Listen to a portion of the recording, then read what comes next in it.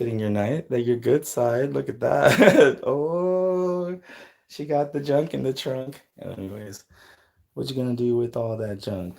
All that junk inside that trunk. Anyways, okay, so this is Lily, and today I'm going to try something new. Oh, it's new for me at least.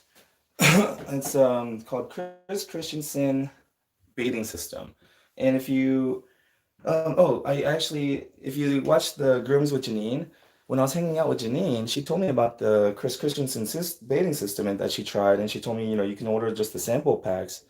So I did, and so this is a system that I purchased. They have different systems, I guess you can call it, where it's, there's white on white, there's black on black, there's like everyday clean or something like that, but they were out of all of those. So this is pretty much the only one that they had in stock. So I bought two of these packs to try it out, and I really kind of liked it. I actually used it on the Catans, the white dogs, and it worked really nice on the white dogs. I was a little bit worried because this is very blue. And when I got this like blue substance on their white hair, I kind of freaked out a little bit. I was like, oh no, I messed up. But it worked out really nice, even for the white coat. So, um, I wanted to show you on an actual black coat, on a coat. Oh, thank you so much, Lily. Your little tongue is just so precious. Oh, look how big she is. I could probably fit her in my mouth. Anyways, in your bag. What's up, Helen? Yes, because I wanted to show this bathing system and show what I think about it. So this is the black on black, the color enhancing shampoo that you start with. So this is step one of their process. They have a four-step process, kind of like my four-step process. So this is step one, and then you follow it up with this thick and thicker. And it's gonna kind of add a little volume to her fine hair. Then after bath, this is going to be a very important process, step of the process. This is the conditioner, and so that's the conditioning rinse. And then this is called ice on ice. And this is their finishing spray. So it's saying that you can spray this on a damp or dry coat. So after the bath, I'm going to spray this on her, lightly mist her all over, dry it on her coat. And then when I'm doing the scissor finish, use it kind of like as a finishing spray as well. So we're going to use this system today and just, give you my thoughts on it real time. I'll just stream it live because I figure since I usually just do a wash and conditioner, shampoo conditioner. Since I'm going to be doing two shampoos and two rinses, three rinses actually, two shampoos and a conditioner, you know, I feel like that's going to be a lot of work on her coat anyways. So I'm not going to do my normal prep work, which would be to spray the coat. Let me get my hydrating spray here. All right. To mist the coat a little bit and then go through and comb her out. Right. Wow. Even just by doing that, like all of a sudden you can see the color being restored. It's like a little more black and shiny. But because she's on a regular schedule, even if I don't do this, look at that, just a little bit coming out, it's gonna be fine. It's not like she has a lot of, backed up dead coat to work through. So, because we're gonna try this new bathing system, I'm just gonna do it that. While I was having a conversation with Janine, she was saying that she clips the hair after the bath, the pads in the sanitary area. And I was telling her, that's really interesting. I explained why I do it the way I do it. I do it before the bath, just in case the close shaving irritates the skin. And Janine told me that she actually had an experience with the poodle, with the standard poodle, where she shaved the face and then shampooed her, and the poodle got a bunch of bumps on her face. And the vet thinks that it could have been a reaction to up those pores to it. So, she's saying from then on she shaved after the bath and she hasn't had an issue. So, I don't know. But then I was thinking about it. I was thinking if the shampoo like that, and if it does, wouldn't it still cause a reaction whether you shaved or not? I don't know. And so she was just saying, after that she just figured why risk it, and she hasn't had an issue since. Now that she look at that little pin mat right there. So I said I wasn't going to, but I kind of felt a little bit of this rough hair here. See that? I can almost feel it in there now when I touch it off. Oh, I'm sorry about that. You wouldn't be able to tell. But when I kind of run my fingers through her, I'm like, oh, and I feel it in there. There we go. And see, that's not going to wash out. So I do want to work out, those mats before the bath. So we'll just try it though. I'm open to trying it. And then I'll follow up with her owner a couple days and say, hey, was she licking her feet or her sanitary area? Was she licking it? Was she itching it? Did it look like it bothered her? I'll just follow up with her. Oh, you're okay. It's just little mats right there.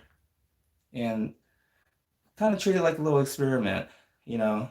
And if she says, yeah, it kind of did look like her feet or her bottom area was bothering, okay, then maybe I'm going to continue doing it before the bath because, oh, I'm sorry, girl. Let me break it up a little bit here. So it makes sense that there would be mats here because this is where the collar goes, right? And this is probably where she's running into things because she's so low to the ground. When she goes outside, she's probably running into things right here in her chest. So let me move around this way so you can see her a little better. There we go. Oh, Lily, you're so beautiful. Thank you. Okay, so I'm just going to leave all this. And we'll just, there we go. Because I feel like I'm kind of cheating for the shampoo. Because after I give her a nice thorough comb out, it really doesn't matter, in my opinion, what shampoo I use.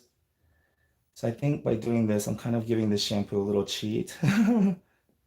So maybe what I'll do is just go ahead and, oh, it's just like kind of going against everything in my fiber of my being to just put her in the tub. It's like, I want to sweat. I want to do a lot of work, but it's okay. Okay. So let me get her in the tub. Let's see. Debbie, hi Debbie, Jack. Hi, I love the Christensen products. Okay, use the white on white on my Sable Collie. Oh, nice. So you tried the white on white. Perfect. So today I'm gonna her, and we'll just see. So here we go. Let me do a close-up shot of her before the bath, so we get a good look at her coat. Okay, so this is what her coat looks like now. Let's see if I can. Oh, Lily. Okay, so it feels, I just combed it a little bit, so it does feel nice. Okay. So this is what it looks like now. Right? Sorry, I gotta move this with me, my tripod. Okay. Alrighty, so this is the condition of her coat. All the way around. So it's not bad, right? Especially because I come on a regular basis and I comb her out thoroughly. So not bad. So that's what she looks like right now. And so we'll go ahead and, sorry, I try not to show too much of their living space here. Trying to keep so you can see the tub. And then let me move the table out the way. Okay.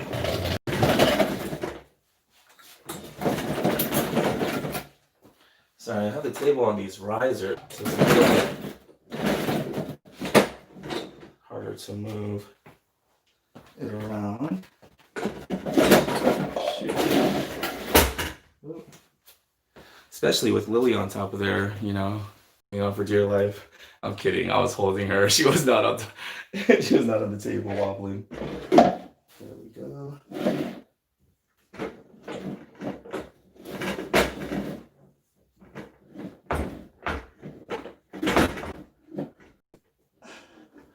There we go. All this struggling off camera. It's like, what is he doing back there? Trying to get the table out my way. Okay, I know what you're saying. I always trim feet, except me too. How dare you? But yeah, so I always do that too. But I'm gonna try doing this bathing system the way the instructions say, and we'll give it a shot. So what is that? I worry the feet might not dry properly with all the hair still there. At least with it short, I know it'll dry properly. Yeah. Interior before the bath as well, but I'm open to trying something different. I'm not married to my process. It's just my process I developed just because I wanted consistent results every time. And so I don't mind trying something new though if I'm gonna get better results. Okay, so I'm gonna first test the water, make sure it's warm. Okay. Make sure the water is warm. Oh, and this is also when I like to check the anal glands as well. I don't always express it, meaning empty them out, but I do like to go back there and check it. You pull the tail straight up and you feel for the 5 o'clock and 7 o'clock position right under the anal opening. And it's okay, it's fine. There's just a little dingleberry right there, and I'll save that for later. I'll eat that for a snack. But yeah, the anal glands are actually not full, so I'm not gonna squeeze and express them. There's no need. Alrighty. Oh, and there goes my snack. It's all good. I have plenty. I have plenty that I saved. Oh man.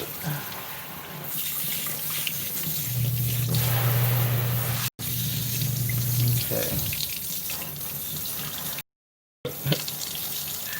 Somebody out there is gonna be like, he eats dingleberries. Hey, they keep better than raisins. You know what I'm saying? Anyways.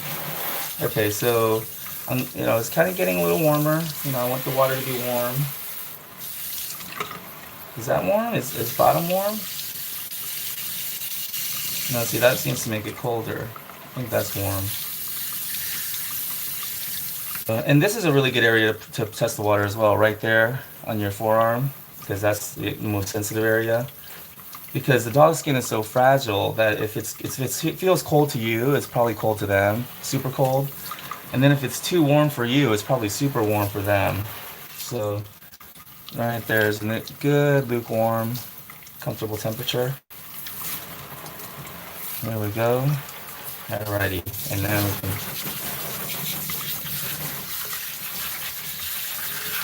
go ahead and get them all wet. And you'll notice that the way I spray the water, I'm spraying it in the direction that I want the hair to lay. So even when I'm washing them, everything I do is with that end goal in mind. So I'm using the angles. Thank you so much, Lily. I love her little kisses. But see, I'm doing 45-degree angle down the back here and the sides. And then I'm going to go forward here. And then on the face, touch her nose. Now I'm going to protect her ears here. With my thumb, just cover her ears. Same thing, just cover that ear right there with my thumb so that the water doesn't go in the ear. Okay, check the eyes. Okay. So now that we got her all wet, now I'm going to go ahead and apply the shampoo. Now here's how I like to apply the shampoo. Oh, good shake. Good shake, girl. And you'll see what I'm talking about. Look at that. It's like black substance. So blue that it looks black. So what I'm going to do is apply it to their sebaceous zones first. So I'm going to apply it back here. Sebaceous zone means like this. It's referring to the sebaceous gland, meaning oil. The way that the dog's skin produces oils through the sebaceous glands that are in the pores of their skin. And they're the areas of the dog that have more skin than hair usually produce more oil in those areas, like here in between the thighs and the stomach area. That's the sebaceous zone. The armpits here, so then I'm going to hit the armpits next. Look at that, isn't it? So I'm going to do the armpits next. And that way it gets the most contact in those areas, and getting those areas nice and clean. Because when you smell a dog and the dog smells nasty, Usually, unless the dog rolled in something, usually the smell's coming from one of the sebaceous, or one or more of the sebaceous areas. For example, the ears here, that's another sebaceous zone. See, there's more skin than hair inside the ear leather. So it's either coming from the ears, the paws, right? The paw pads, here under the armpits, here in the tummy area, in between the thighs, or the butt area here. You know, those are the area, kind of like us. I smell, my armpits usually smell more than the other areas do. So you want to get those areas first. That way it has the most contact time, because it's not my hands, it's not my fingers going through and scrubbing the dog that's going to get the dog clean. It's actually the contact time that gets them clean. It's giving the shampoo time to do what it was designed to do, making that chemical bond with the dirt and the old dirty oils, the sebaceous oils, and then, just the grime. It like attaches itself to all of the dirt and the grime. That way, when you rinse the dog and you're rinsing the shampoo off, that's when the cleaning actually happens. Because you're rinsing off the shampoo that has clung to the dirt and grime. But it won't be able to make that chemical bond, that cling, if you don't give it enough time. So that's why the contact time, the sebaceous areas clean first, and getting that area lathered with the shampoo first. That area, the most contact time, you're gonna get that area the cleanest when you rinse it off. And also, the shampoo has a nice scent to it, usually. And so those areas will smell nice and, clean. I was going to say fruity, but not all shampoos smell fruity. Like this one doesn't smell fruity. So what I'm doing is just spreading the shampoo evenly throughout her whole body, throughout the coat. And you can do a massage during this time. So I usually do. But since I didn't brush her coat out thoroughly, I'm finding little burrs and stuff and little tangles in her coat. So I'm just going through and feeling for that right now. What does it smell like? It smells like hair product. Like seriously, it kind of smells like doesn't really have a strong scent to it. It just kind of smells like hair product, like a clean soapy smell, kind of. Not even a strong soapy smell. Just I don't know. Almost like hair coloring. Like, I don't know. Sometimes when you get that hair coloring pack, it comes with like a little shampoo for the hair color, and that kind of reminds me of the smell. It's not very strong though. Yeah, like the hair salon. Yeah, it kind of smells like the hair salon. Yep. See, and like you see little specks here, little dirt specks and everything coming out. So that's what I want. Alrighty, so it's been about a couple of minutes. But when I went to the shampoo classes and skin and coat classes, they say it's good to leave the shampoo for a good 5 minutes. Like 5 minutes at least, 5 to 10 minutes. But I'm probably gonna do 2, 3 minutes because she is a small dog. And also, I have two more rinses to do. I have this thick and thicker to do next, and then this after bath, which I don't want to skip because this is a conditioner. So I'm gonna move on and go ahead and start rinsing. Oh, hold on. I just got a message from her mom. What does it say? Oh, never mind. Okay, never mind. That was my friend Josh. I was actually just talking about him earlier on my Facebook page. I have a pair of shears that I dropped off to them. I just haven't had time to go and pick them up. And they're closed on the weekends, I had a little bit of time on, I think it was Saturday, I got off in time to go and pick it up, but they're closed on Saturdays. Anyways, yeah, so right here, I can feel it. A little rough. Where I would have spent a little bit extra time combing, kind of feels a little rough there, but it's feeling better. as I'm working the shampoo through it. Okay, so we'll rinse this off and get that thick and thicker on her. So you see the blue kind of stains a little bit, but then it rinses away pretty easily. Trying to get that soap off of the other bottles, especially the conditioner. I'll put that over there. Okay. There we go. Because she's a little dog, she doesn't need that full full blast.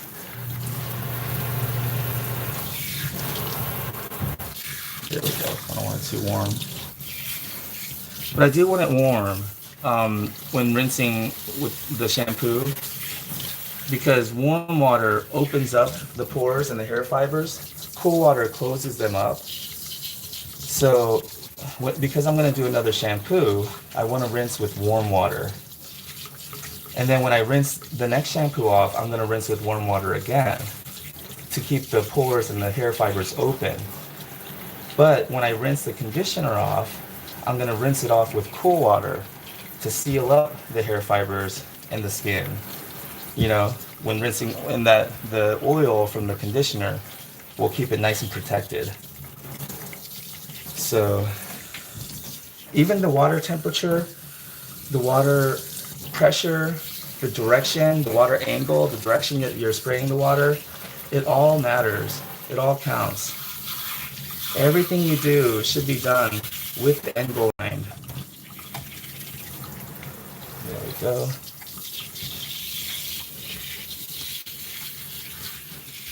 So even the water, I'm not spraying any kind of direction, you know, just you know, because then you're gonna get swirls and cowlicks in the finished coat. And because I don't want swirls and cowlicks in the direction that I want the hair to lay, see that? So you're constantly training the hair to lay nicely in the you know, to accentuate the angles, natural angles of the dog. And by angles, I mean the bone structure. So you're highlighting the natural bone structure of the dog. There we go.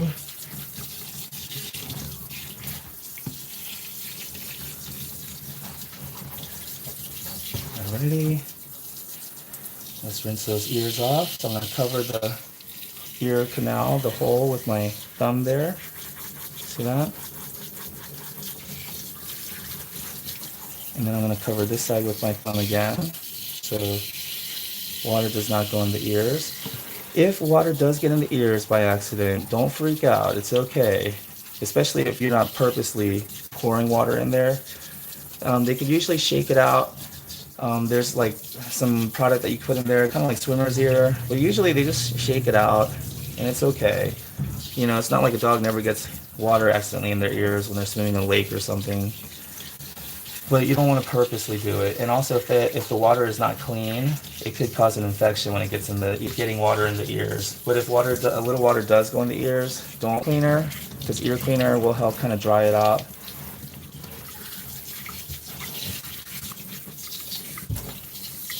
And a good general rule of thumb is to rinse for twice as long as it took you to get the dog fully lathered. You want to rinse, and rinse a little more, because we want to make sure that the shampoo is completely out. There you go. So now that she's completely completely rinsed off, we're going to do the thick and thinner. And I wonder if there's something I can sit on.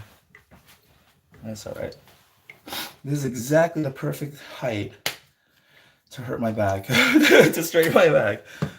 Anyways. Okay, so this is the thick and thinner. Again, this has a little bit stronger soapy smell to it than the black and black did, black on black, but it still doesn't really have that strong of a smell. It just kind of smells a little soapy. Yeah, kind of the smell you would expect when you walk into a hair salon, but not as strong. It's a little more subtle. So got that. Oh my goodness. I don't know how long we've been out. Sorry about that. I just looked up and I was like, oh shoot. We're not streaming. Sorry about that. For some reason, I guess we got disconnected. Okay, so I got the back sebaceous zone, I got the armpits, now I'm gonna do the ears.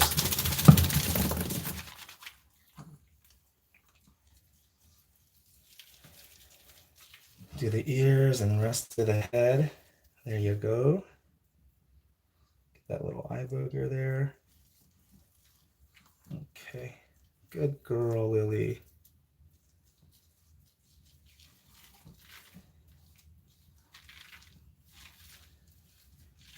Okay.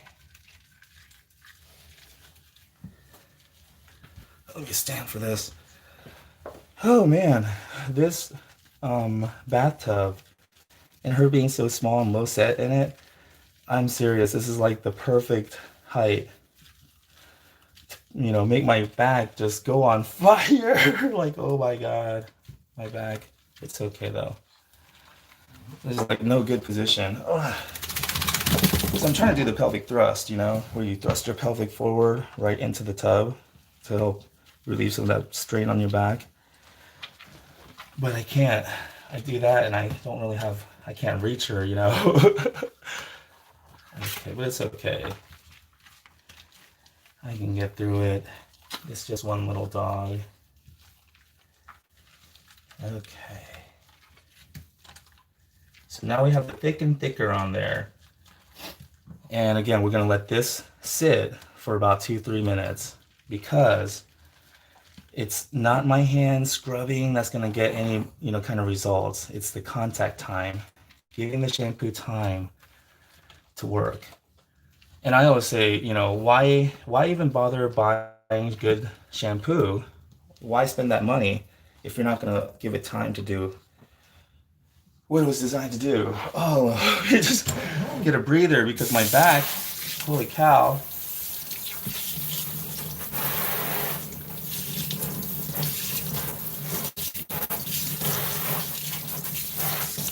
There we go. And I'm gonna brush her teeth while the conditioner sits. So when I do the conditioner, and we let the conditioner sit one final time before the rinse, that's when I'm gonna do the toothbrushing.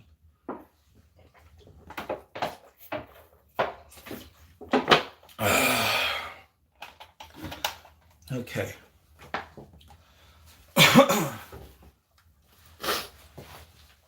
Alrighty. Wow. I see some comments coming in. Okay. Oh my goodness. Alrighty. Let me see here. Okay. Let me go down here so you can't see out there. All right. Oh wow, Eto gave 9. Wow, thank you. Have you ever used Artero products? No, I haven't. I worry if you. Okay, yeah, nice. Okay, I'll have to go soon. I have to de-shake. Okay, perfect. And then Alan Powell. Alan Powell has a lot to say. Helen says, I have that problem with the little dogs. I have to put plastic tub in my bath. Yeah, right. Your back. Oh my goodness. Straining my back. Anyways. Okay. So here we go. So even the rinse, I'm going to be rinsing her in the same direction, spraying the water in the direction I want to dry her in and comb her in. Okay, so that was the thick and thicker.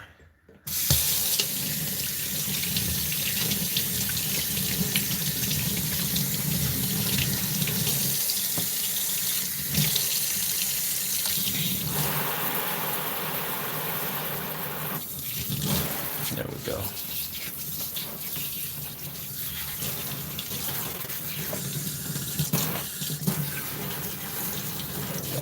It's because I lowered the pressure. I gotta hold on to this button. Because, you know, she's so tiny, she really doesn't need that, you know, hard pressure, the full force of the water. You would probably feel like, you know, it would probably sting a little bit. So I like to reduce the water pressure. Okay. Wow, yeah, I feel these, like, the dead hair. Oh my goodness. It's like a little knot, a little... Huh. Okay, it's a twig. Okay. See, so normally I would have combed that twig out. That tiny little twig right there. Normally I would have had that combed out before the bath, but and the thing is though, I can feel the difference in the hair. The hair does feel stronger, you know? Feels like it has like a more elasticity to it. There we go. And that little twig, it feels like it would probably slide out if I had a better angle at it. So when I dry her, it'll definitely brush out. So I'm not too worried about it. But man, it's interesting.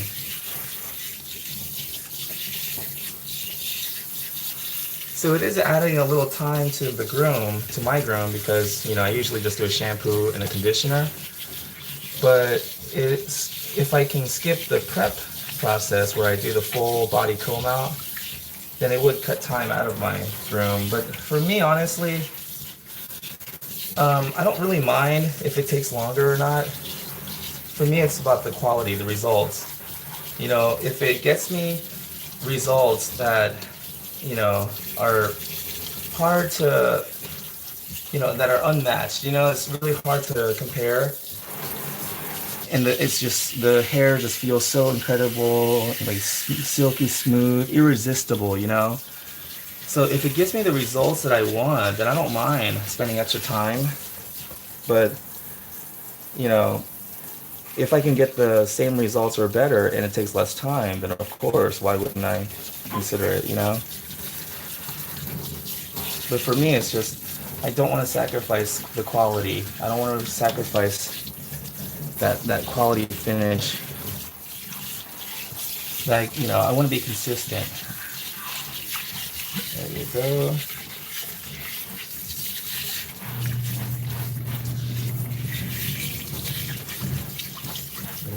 Kind of like the lesson I learned from the cupcake maker. Her name is Diamond. I say was, but she's still alright. She's still with us. But yeah, her name's Diamond, and I learned a very awesome lesson in business from her. She was saying that um, it was a guy working at her booth, just spreading the icing any kind of way on her cupcakes, and she had to stop him and tell him like, hey, you gotta do it nicely, make it look nice. And he was like, I mean, it's just cupcakes, why? And she said, because if it doesn't look nice, people aren't gonna want to try it. And she worked way too hard on baking the cupcakes to let some kid, irresponsible kid, mess it up for her. So um, then when we were talking a little bit later, she explained to me that because the cupcakes looked nice, people would come up and try one. But as they walked away from her booth, they would take a bite of the cupcake, they would stop right in the middle of stopping there right in the middle of their tracks, turn around and buy some more. And they would ask her if she has a business card, does she do events, you know, does she take orders? And I was like, isn't that so amazing? Because that's the real lesson, not the icing on the cake and making it look pretty so people will try it. Because that, I think most people can do, and that's what most people do. They package things nicely. They put a nice little slogan on it, and they make things look nice. But then when you actually buy it and try it, experience it, the experience is not as nice as the promise on the packaging.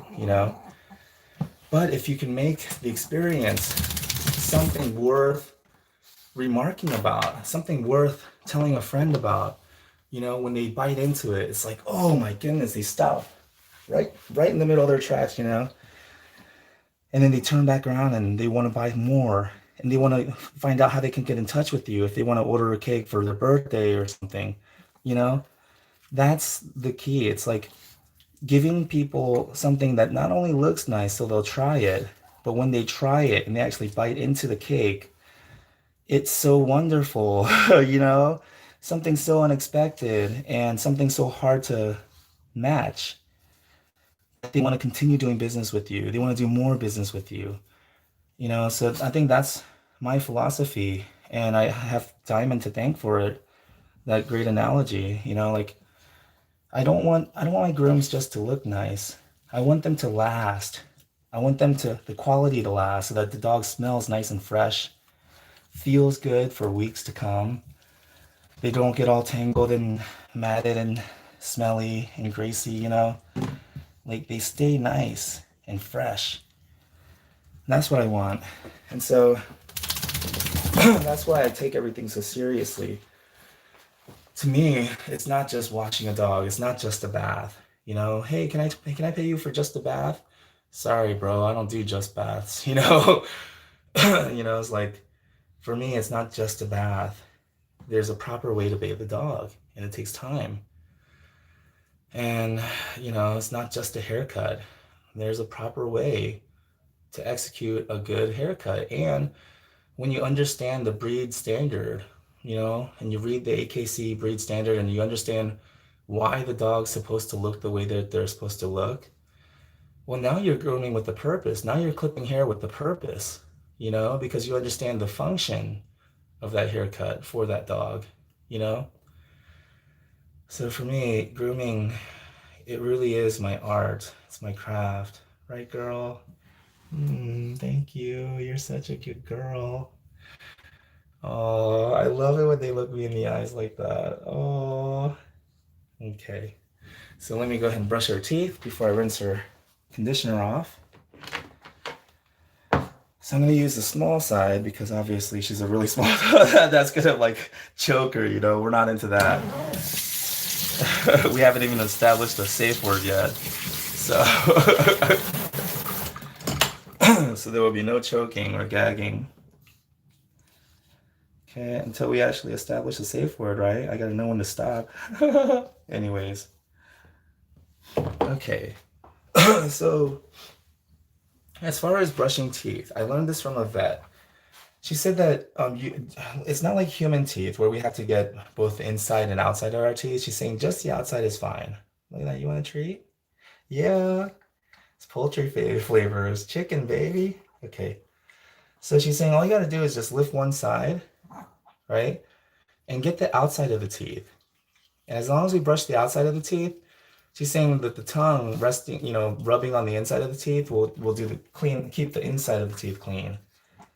So our job is just to brush the outside like that. Good girl. And see, yeah, brushing. It's actually scrubbing the teeth that's going to get the teeth clean. She said it's not the toothpaste. It's not the enzymatic toothpaste that's going to do much good. It's this actual brushing. And they're not always going to like it, but, they get used to it. They tolerate it. Good girl. There you go. But she said that imagine if you ate spaghetti and meatballs one night, and instead of actually brushing your teeth, you get Crest or Colgate or, whatever the latest, greatest marketing, ploy is. You buy that toothpaste and you smear it on your teeth. She was like, how long do you think you can go before your teeth, start to really get bad? She was like, you have to actually brush. It's the brushing, the scrubbing action that breaks up that biofilm on the tooth. It breaks up that biofilm, and then they can keep their teeth clean. But anyways, I thought I'd mention that because I was taught that it's the enzymatic toothpaste, it's the enzymes that do the cleaning, so you can just get the toothpaste on their teeth. But after hearing that veterinarian's explanation, it makes a lot of sense. You actually have to get in there and scrub the teeth.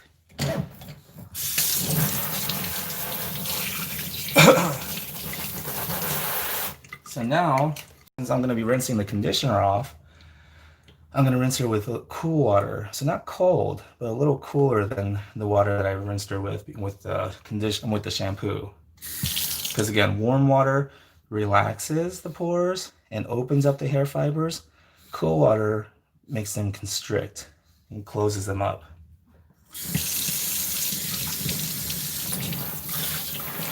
So that's pretty cool. Yeah, it's not cold. There we go. Cause baby, I'm feeling so cool.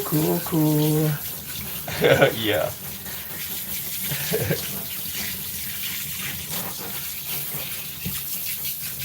Maybe I should bottle my cool. Cause damn it, I'm feeling so cool, cool, cool. There we go.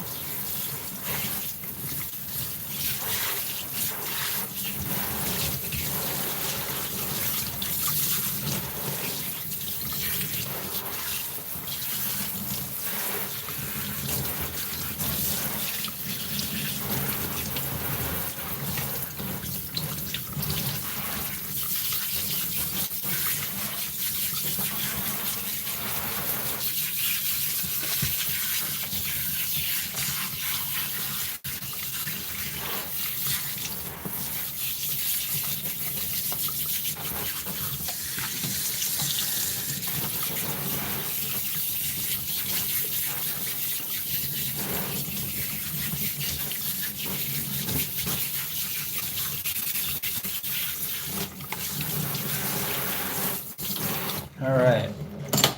Now I'm gonna just be honest. The skin does not feel as smooth as when I do the pre-combing, like down here when I feel her skin. I feel like a little bit of the graininess, like the tiny little bumps on their skin, that usually areas. So I don't really like that, but obviously when I dry her, as I'm drying and I comb her, that's gonna come out. So that's okay, it's fine. I just kind of like feeling that nice smooth skin after the bath.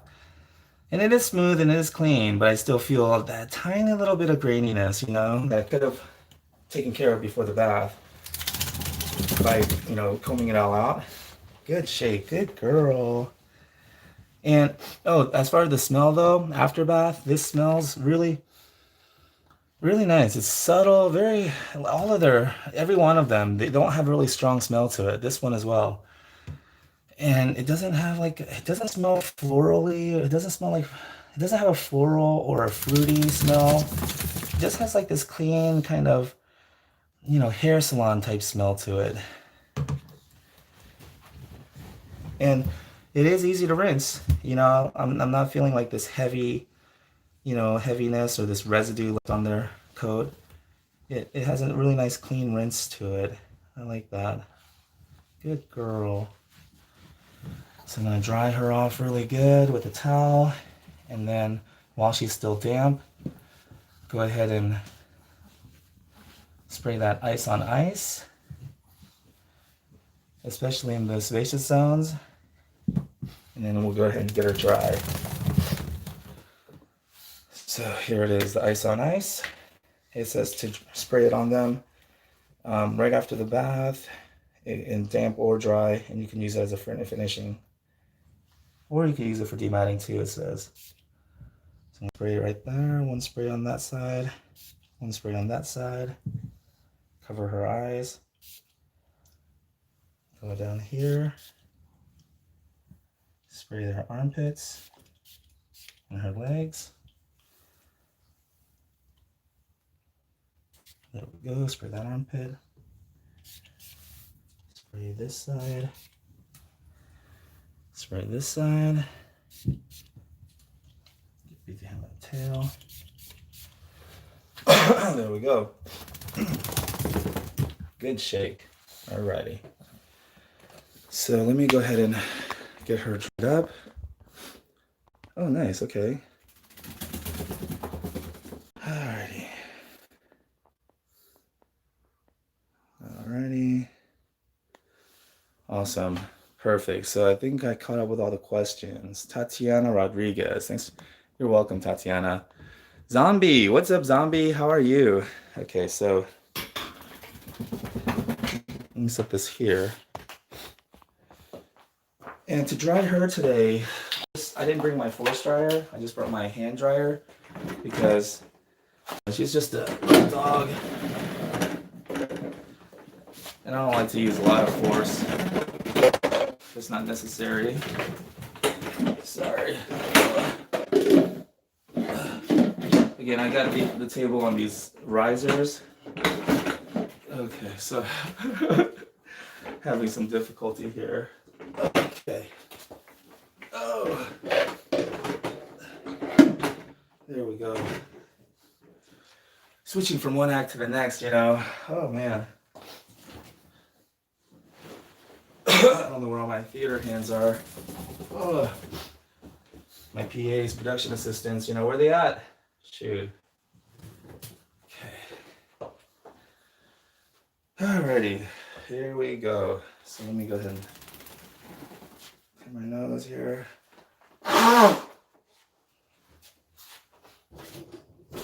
Okay. Good girl. Here you go, here you go. Okay, okay.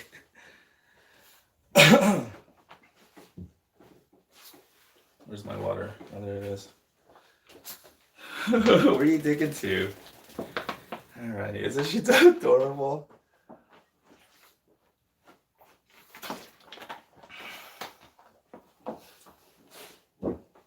Alright. There you go. So how many minutes was that? Okay, we're at 48 minutes. Okay. What a good girl. There you go. There you go. Okay. All right. So now I'm going to file her nails. Okay. Okay. Alrighty. So I like to file her nails so that once I get her dry, I'm ready for the haircut and I don't have to worry about the nails or anything. Alrighty. Let's do your nails, girl. Okay. Good girl.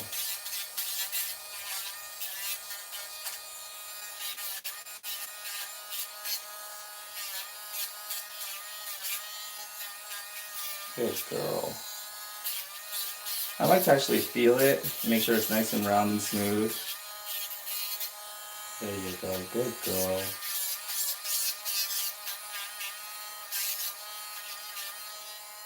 There we go.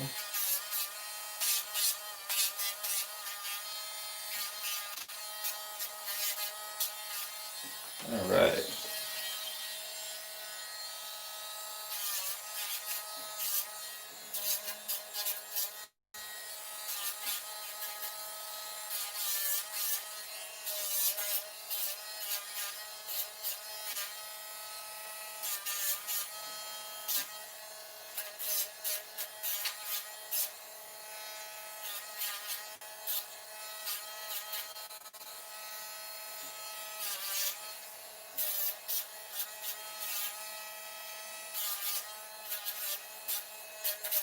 There you go, girl.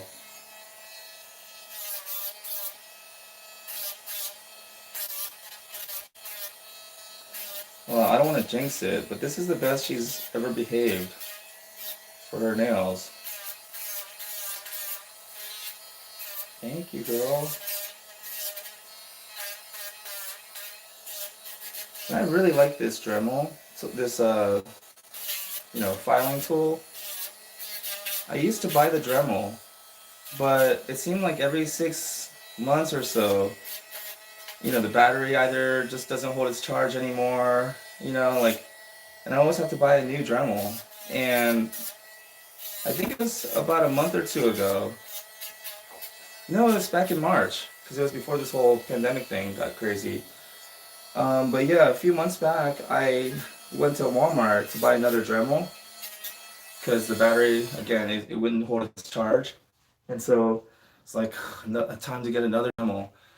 And so I went to go buy another Dremel, and I saw this one, Hyper Tough, next to the Dremel tool. And it was actually a little cheaper as well. I think it was like 25 bucks. And look at this. It has this light right there. Isn't that awesome? and it has different speeds that you can adjust it to.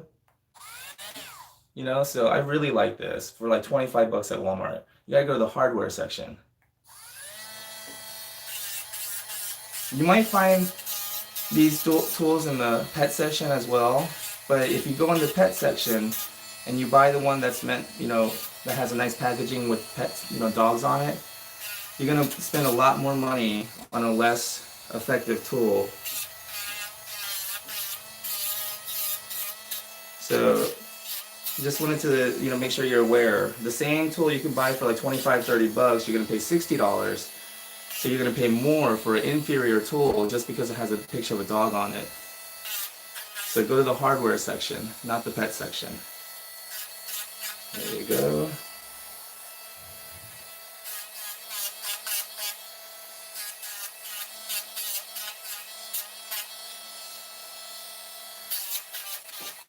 Okay, girl.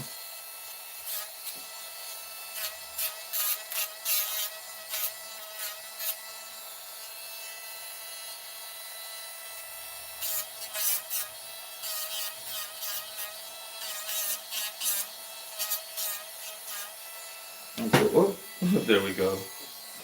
Thought she was gonna fall off the table.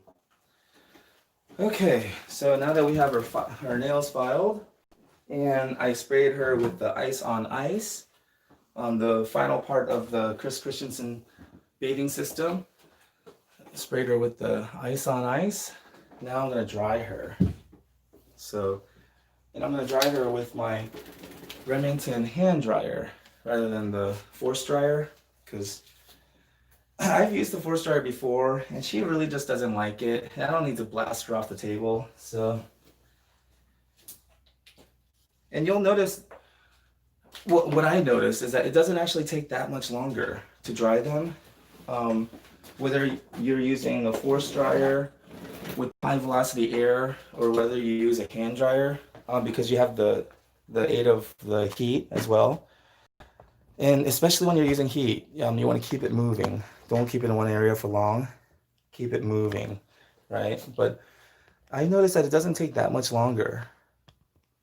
So you'll see. Oh, nice.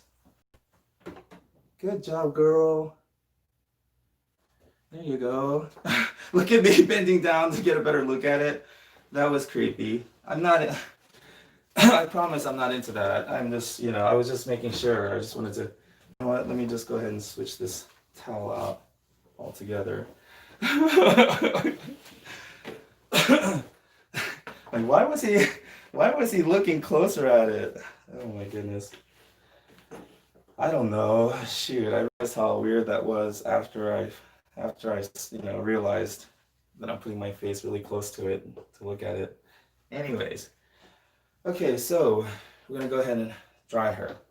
So here we go. So this has a hot, warm, and cold setting. I like to start on hot, and then as the coat dries, turn it to medium, and then, you know, the warm air, and then as I'm finishing, finish with the cold air. That's what I'll do.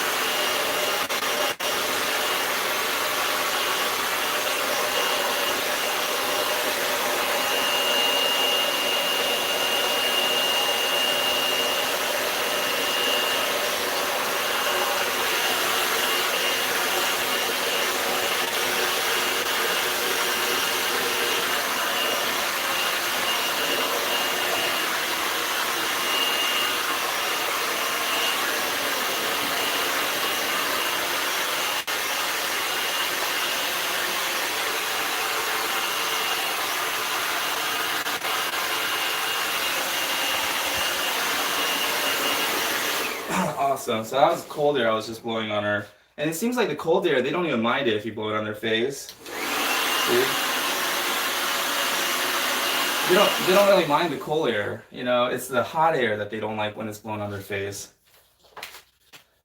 Alright, so that was her being blow dried with just the hand dryer, no force dryer, and hand dryer and a Greyhound comb. And I moved over to the warm setting, the middle setting, right about when I was drying her legs. And I was like letting the dryer just stay there. That was on the warm setting, the middle setting. And it almost felt like cool air by the time it gets to the legs. And then once you feel that you can see that the hair is pretty dry and flowing nicely with the airflow, and it's nice and fluffy, then I move it to the cool air setting because I don't know, I just feel like when I finish with the cold air, the hair, again, like the cold, warm causes the hair to relax and cold causes the hair to, close up. So with the cool water rinse, so the conditioner helps seal everything up.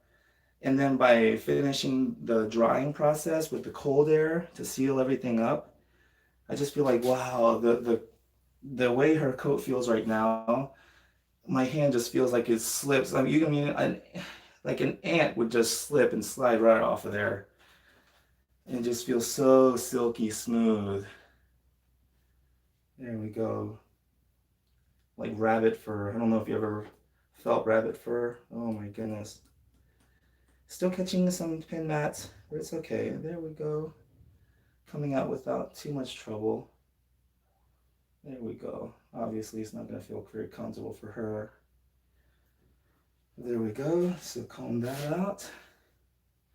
And the little bumps I was talking about after the bath, I don't feel them anymore.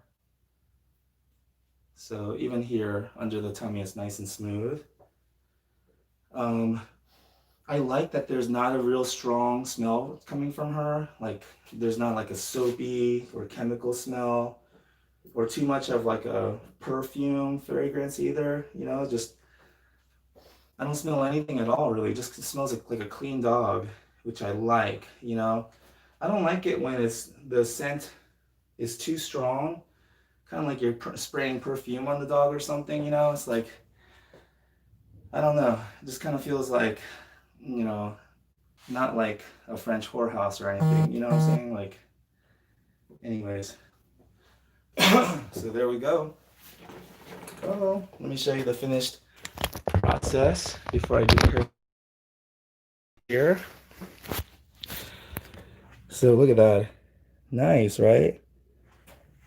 Looks very nice, actually. Wow. I like it. Look at that. And you can see the brown in there. Awesome. I like it. Awesome, girl. So now I'm going to do the haircut before I get out of here. Okay. There. Big sander you need for dog's nails? No, actually, just the new Dremels have light too. Nice. Awesome. Okay. Alrighty. Cool. Alright, it looks like I got all the... Dang, did I miss the brushing? No, Buffy. Because I used the Christensen system today, I didn't do the brushing. I just used their system. And I did the combing while I was drying her. And I think I got away with it because I groom her regularly, and usually I do the whole combing out process and everything. But I don't know. I think that even if I didn't, this is a pretty nice system. So for you just joining, I did the black on black first, and then the thick and thicker to volumize her coat, and then the after bath conditioner. And they all have a very, very nice, clean smell to it, but that's not strong at all.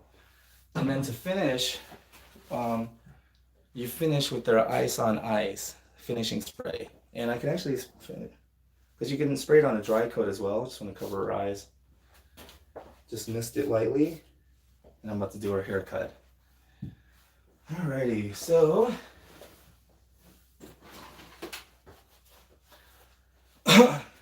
Should I continue streaming for the haircut? Stupid question. Is that a handheld HP or is just an? Oh no, it's just a regular hair dryer. This is Remington, regular hair dryer. She's a dog that started it all. Yeah, yeah, Buffy. Um, yes, Lily. So, man, yeah. Let's just go ahead and keep filming. All right. So, ready for the haircut, girl?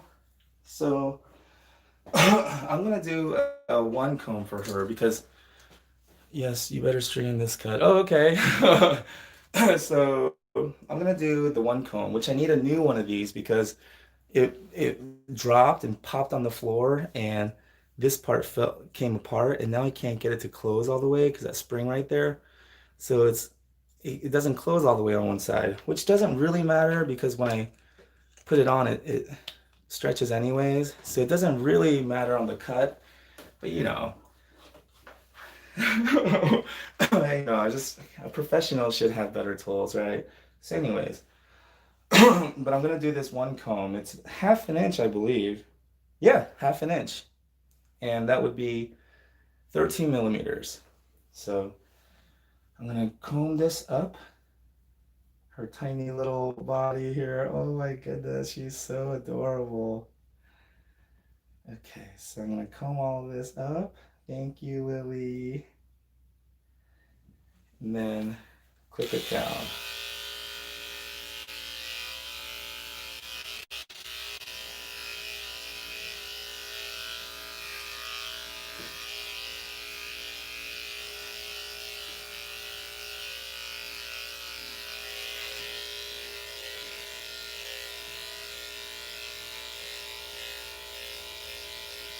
Okay.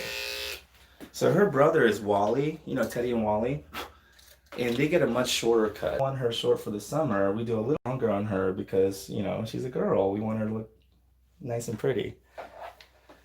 Okay, so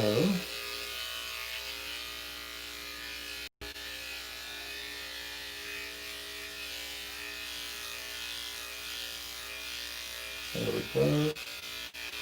See, so we're cutting off about half the length. About half the length. See that?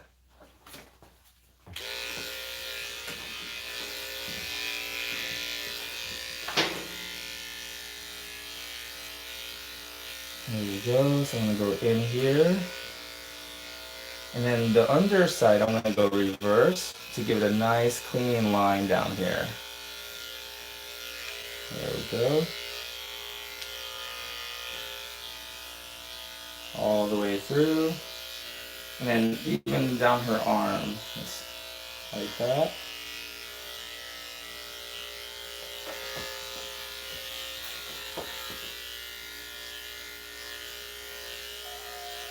I hear you, girl. She just wants to take a nap now, probably. There you go.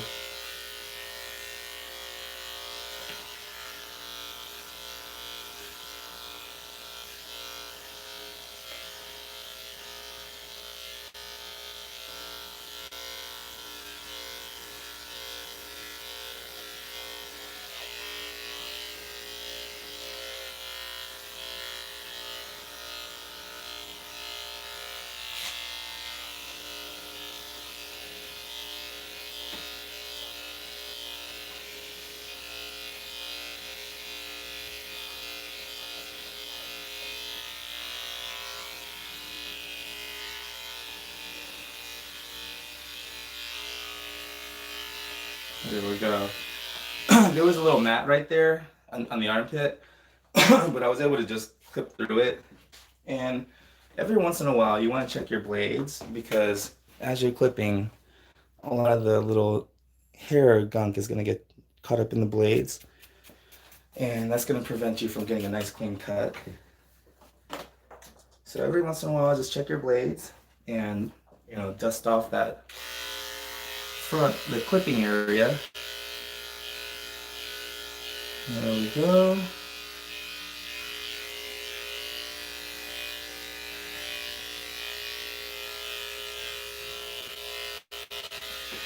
Now we're gonna do the other side the same way. Just comb everything up. There you go. Oh, Lily.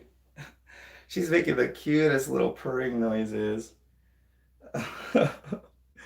She's probably like, can't I just go and lay down and take a nap? No, Lily, because you're so beautiful. It takes work to be this beautiful. Yeah, it does. That's a whole body no. She just shook her whole body no. No, it does. You think it's easy to be as pretty as you are, but it's not. Someone's got to put in the work. Okay. She's like, no, I just take naps and I'm just pretty. This is just how it works. Okay.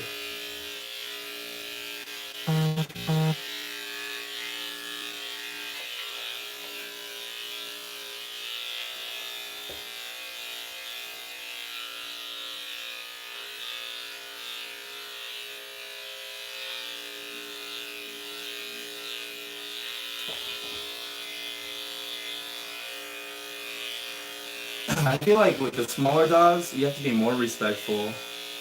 And, because you really need their cooperation. With the bigger dog, I can kind of hold them a little bit more firmly, their legs especially. But with these tiny dogs, with these tiny little bones and tiny little legs, it's like if they really don't want to stand for you and they spin, you can't really hold them there. You have to let go, or else you might end up snapping their leg and things like that. So with the smaller dogs, I feel like I'm more respectful because I want them to cooperate with me even more than a bigger dog. There you go. Because if she just wants to curl up and lay down, it's pretty much over for me. With the bigger dog, I can stand them up and hold them up with one arm and continue grooming. But with her, what are you going to do?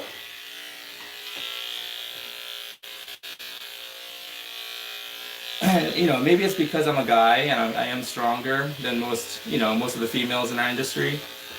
And I don't want to say for all. I mean, who knows? There might be a female groomer out there in our industry that can just whoop my ass. You know what I'm saying? Just toss me around. So I'm not saying that's impossible, but I'm stronger than most of the females in our industry. So I think for me, bigger dogs are easier because I can hold and control them. Because I know a lot of female groomers are like, no way, smaller dogs are easier. But for me, I'm always scared that I might accidentally, harm a small dog. And because I'm such a large man, people might assume the wrong thing, like he was a big meanie, it's like, oh no, you know. There you go.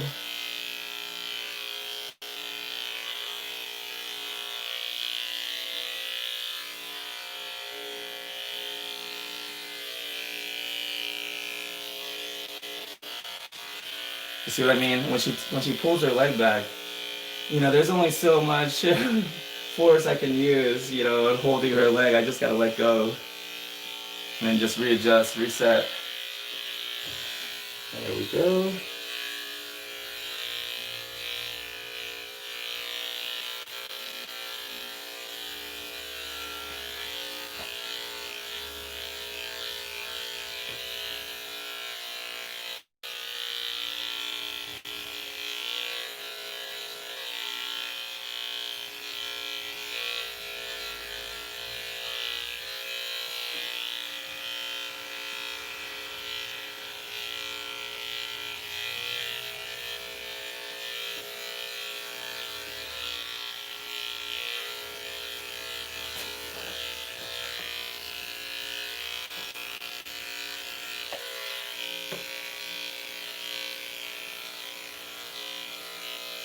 There we go. So now we have the body all clipped to about a half an inch.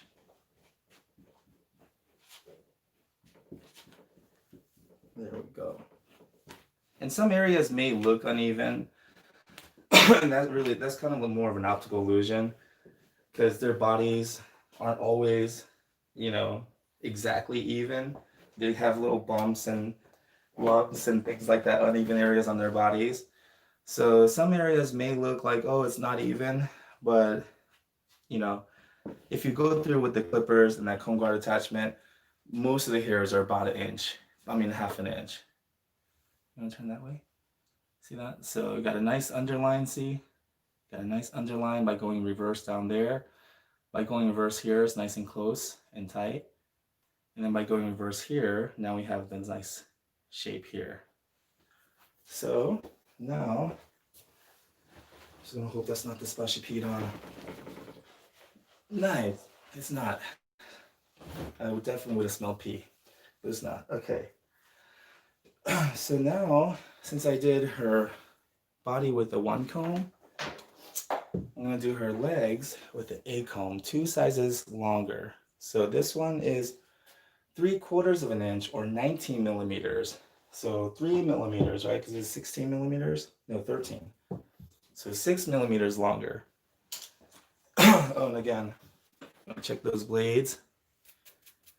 Right, it gets some of that extra fuzzy hair in there. Okay, so now for the legs. Legs, same thing. I'm gonna go with the grain in the back of the leg, against the grain on the front of the leg, so that the front is shorter than the back. Then on the back legs, I'm gonna reverse it. I'm gonna go against the grain on the back of the legs, with the grain on the front of the legs. That way the front of the legs are longer than the back. That way, when you look at her, she won't look like elongated hot dog or anything, because the front is shorter than the back, so it's gonna bring it in. The back is shorter than the front, so it's gonna bring it in. So it makes her nice and compact. There we go.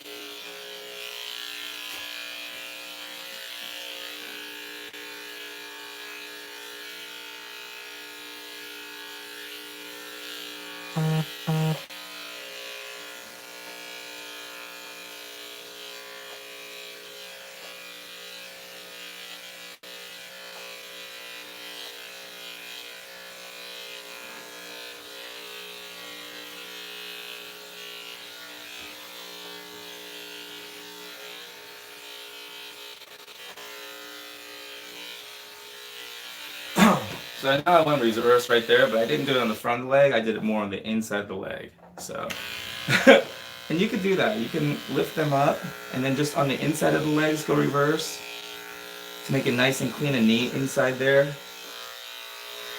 And then go down the front of the leg.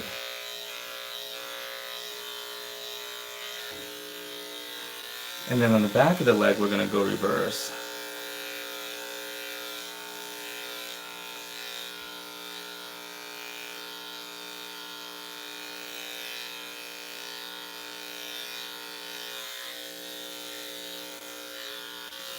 You see that? So that even with one comb attachment, even with one size, I'm getting 2 different cuts, 2 different lengths. The inside and the back, I'm getting shorter than the front because I'm going against the grain. So even with the same size comb attachment, I'm getting 2 different size cuts, and I'm manipulating that. I'm taking advantage of that, and by going reverse here, shorter, and then going forward here on the front. So it's a little longer, just a little bit. Okay, so now the head, I guess I could.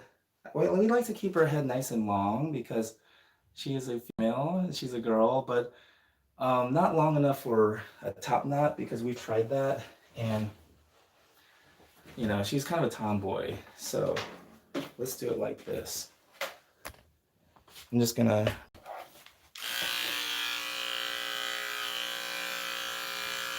bring it back there in the muzzle area.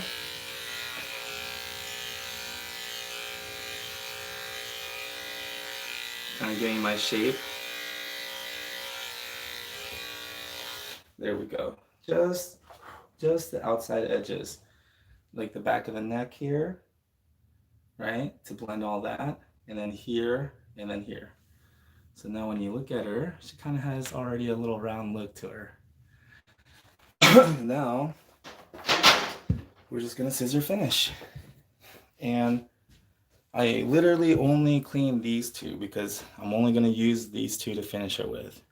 My little curves here and my thinners. These thinners, what is it? Equinox International. I think I got these at Petco. I'm not sure. But anyways, just a kind of a no-name brand. Equinox. So, for me, I know I say this a lot, but I'm not really a tool kind of guy. I don't get excited that much about new tools. And, as long as they cut well, and they will cut well as long as you keep them clean and oiled. Maintain your scissors well. But anyways, that's just me. That's just my opinion. I'm not really a brand guy, which is why when brands contact me and they're like, hey, can you mention our product on your videos and all this stuff? I'm just like, if I use it and then somebody asks me, hey, what are you using? I'll answer, but I'm not gonna, I don't like promoting products. Anyways, I did earlier in my YouTube career, in my earlier videos, I did kind of, because I thought that if I caught the attention of the, different companies and manufacturers and get sponsored and stuff like that, I thought that's what I wanted, but I realized I enjoy freedom. I enjoy the freedom to be me and to say whatever I want to say. And, I don't like being told what to say, how to say it, when to post, you know. So a lady actually messaged me on my Facebook page and asked, how does she catch the lives? When do I schedule it and stuff. I just explained to her, I don't schedule. It's never preset. I just stream whenever I feel like it, when the spirit hits. But yeah, for me, I think I've at 39 years old, it took going out of business several times and going through a divorce and losing, full custody of my children. I guess it took, going through all of this to finally get to know myself better and to figure out what it is I really want, what would make me really happy. And I think this is it. I think I found it. What would make me really happy? I'm doing it. Like, wow, shoot.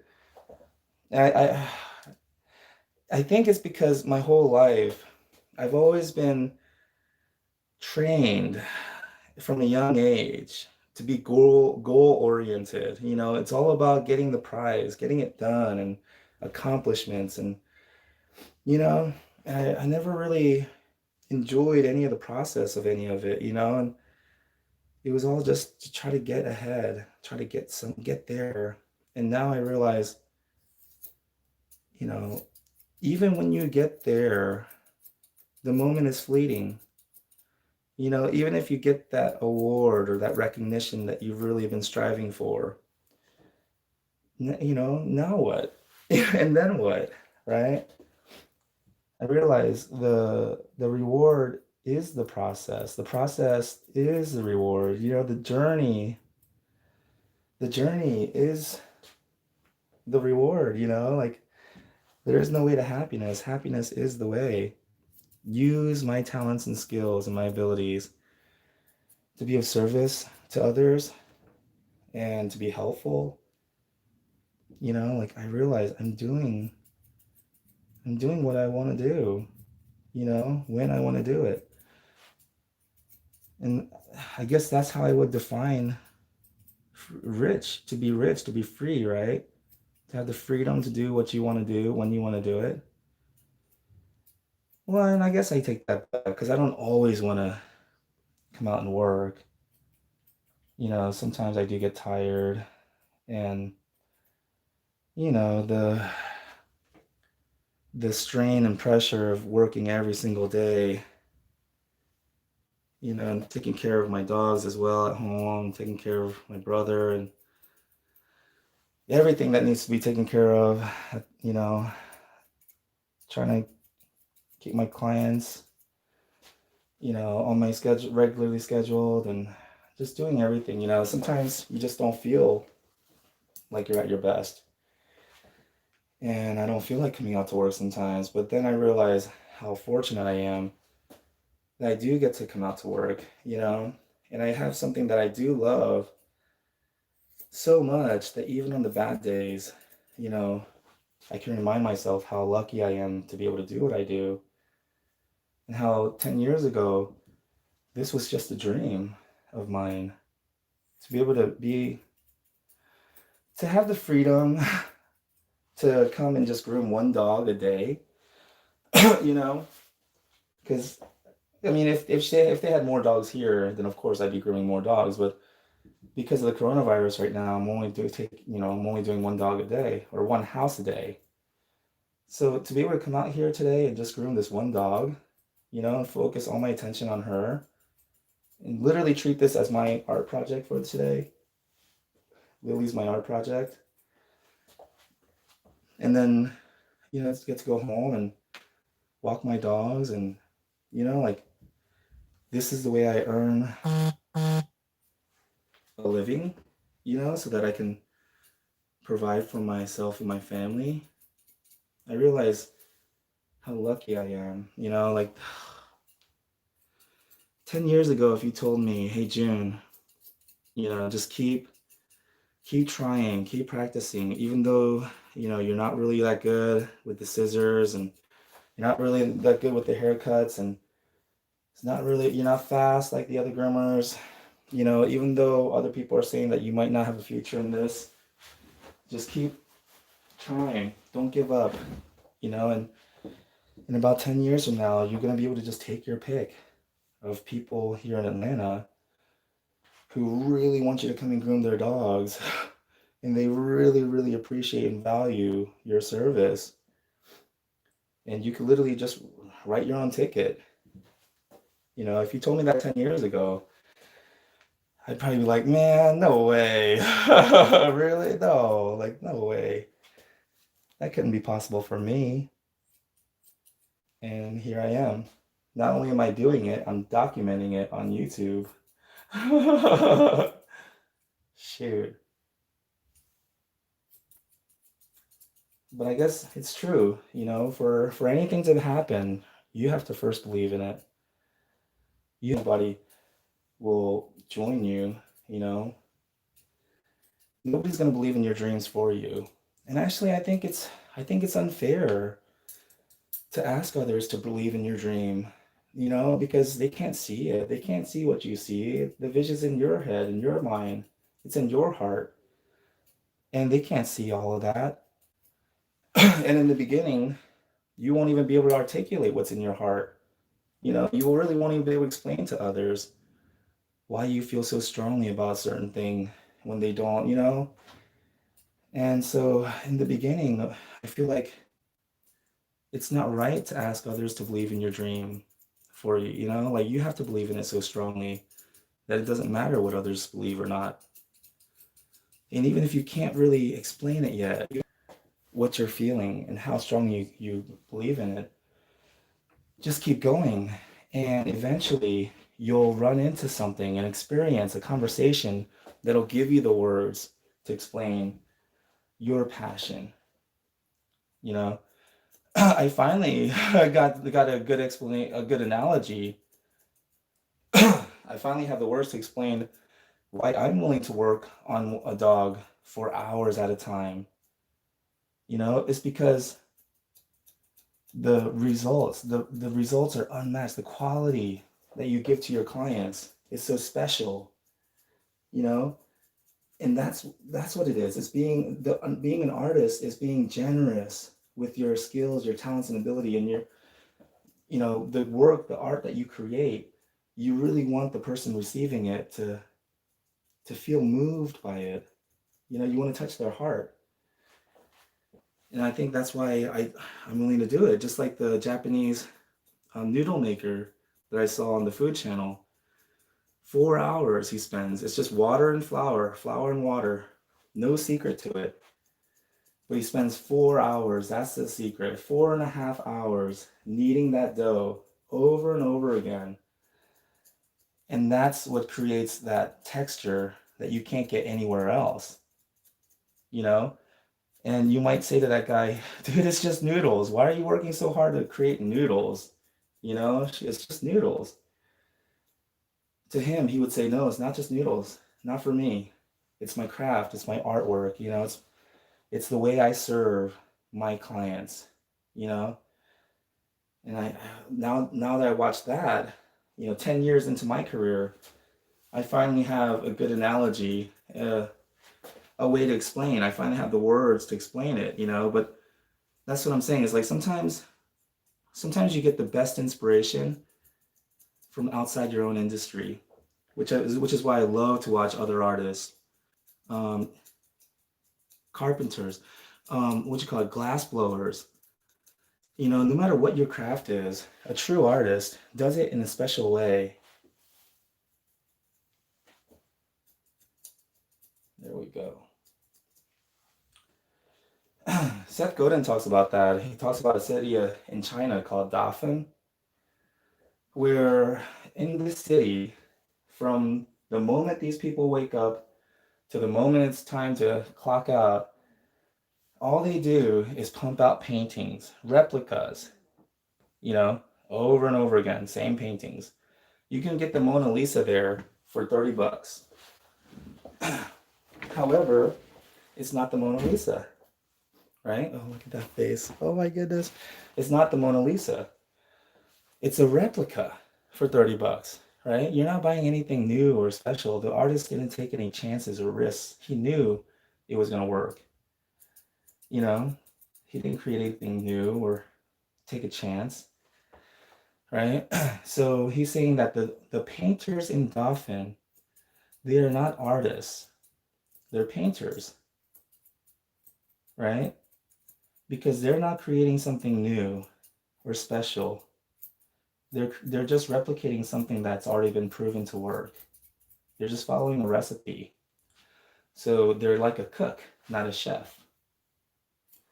A true artist creates something special and unique and possibly new. A true artist is willing to take a risk. This might not work out, but I'm willing to try it anyways. That's a true artist. Their work is generous in nature. And their work is created with the intention to create change in someone, to touch someone's heart, to move an audience. That's what the goal of a true artist is. There we go. So I could have just used clippers and just clip that area, but Alrighty. Now move on to the rear leg. And see right here, you can see a little hair sticking out. Just smooth that out. There we go. Let me get some water. Oh man.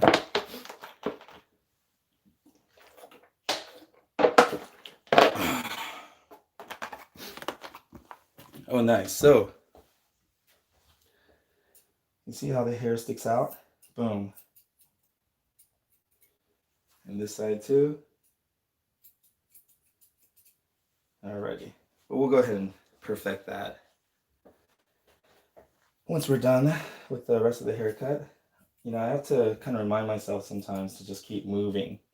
Don't dwell on one area, because you can get stuck perfecting and nitpicking one area, and by the time you're done, you're exhausted, and you still have the rest of the dog to do. It's like, but it's easy sometimes to get carried away on one area of the dog and just stay there and perfect it and perfect it and perfect it. And then it's like, oh, wait a minute, I still have the whole rest of the dog to do.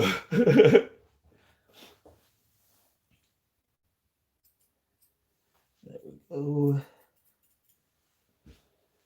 And now I'm gonna work from the bottom and shape the leg up.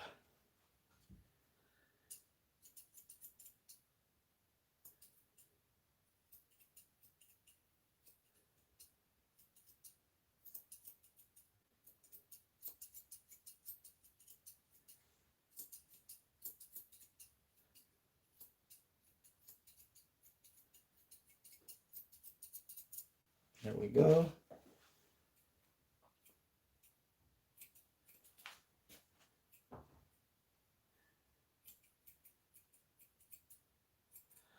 I'm gonna take this off. I'm like sweating. Oh man. It's like a sweatsuit. Oh, my goodness. Okay.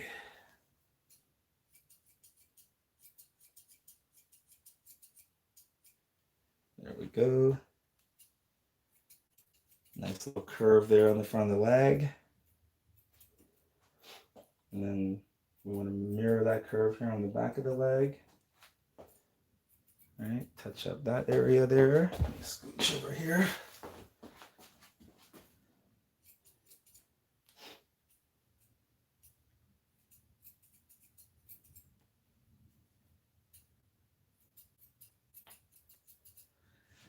There we go.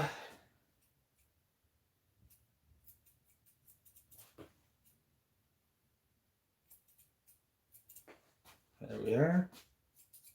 Smooth that area out a little bit. Now, I'm going to work on this side.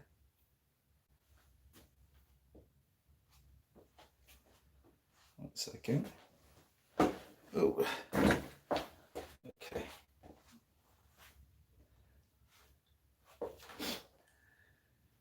Alrighty. Hoo-wee.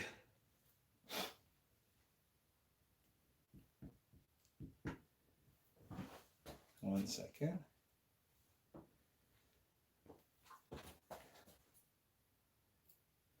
You know what? I'm just gonna go ahead and shave it. The bottom of the pads. It does give you a nice clean look.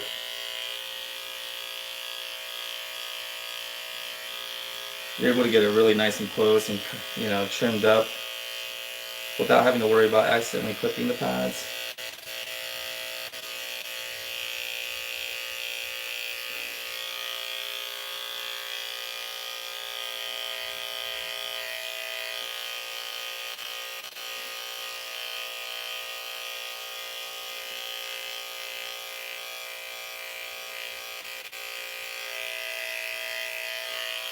There we go. One second. Where can I find something to blow my nose with? Oh man.